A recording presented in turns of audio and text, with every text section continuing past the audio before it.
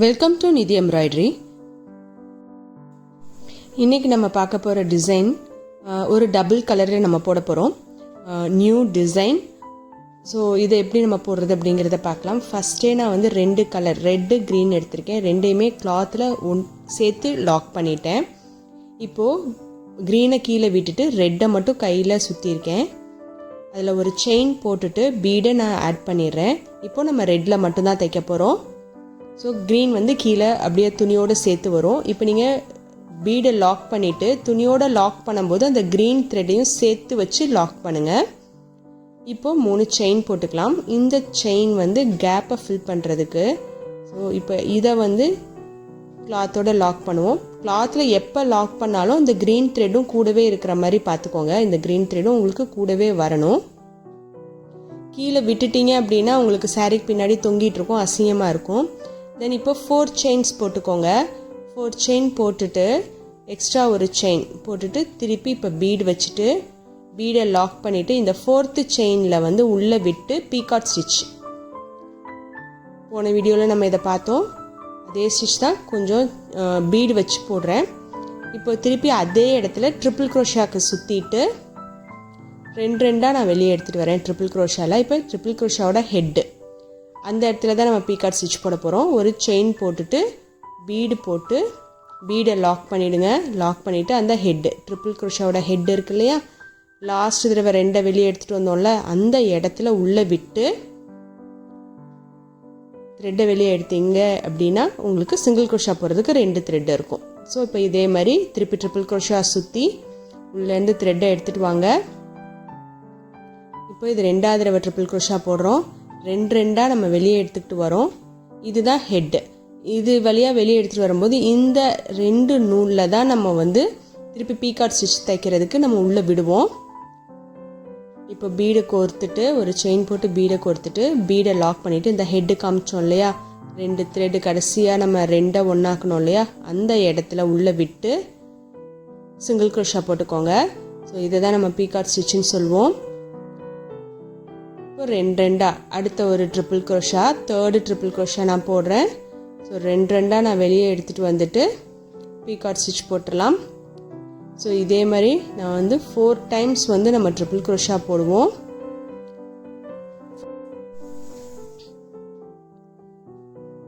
So டோட்டலாக நமக்கு வந்து 5 பீடு நமக்கு கிடைக்கும்.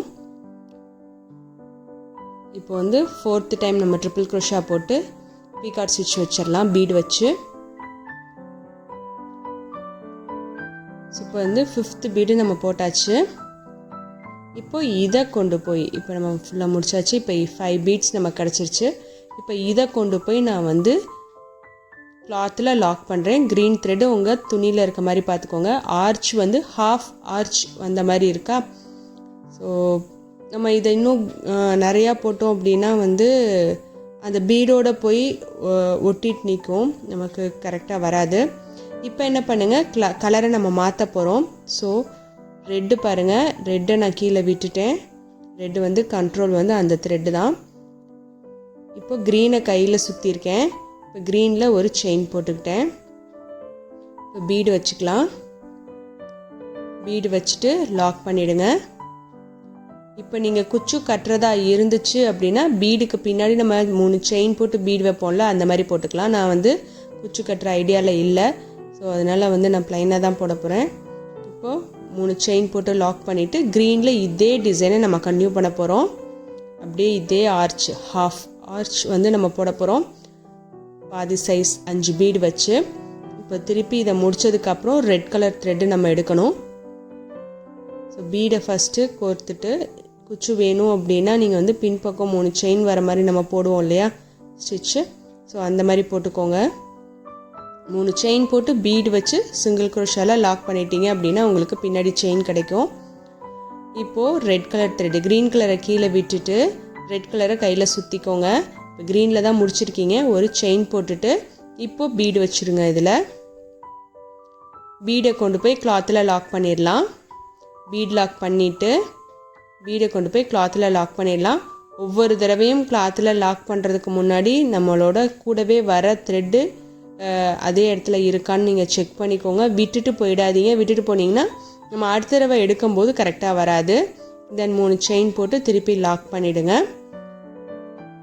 திருப்பி 4 செயின் போட்டுட்டு ஒரு செயின் போட்டு பீட் வச்சு பீகாட் ஸ்டிச் போட்டுருங்க. அடுத்து ட்ரிபிள் க்ரோஷா அதே இடத்துல 4 டைம்ஸ் ட்ரிபிள் க்ரோஷா போட்டு பீகாட் ஸ்டிச் வைப்பீங்க.